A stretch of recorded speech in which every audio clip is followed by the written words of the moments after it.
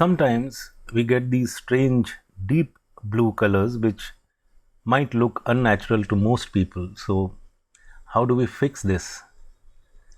The first thing I do with this image is I apply my preset. So that gives us a better view. We just zoom in. One of the things that you can do to reduce the blue is to increase the temperature, increase the highlights.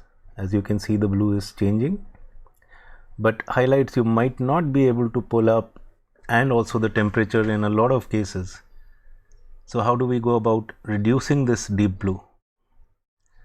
The answer lies in the HSL panel. Now if you pick the color picker from here, it will show you only blue no matter where you take it.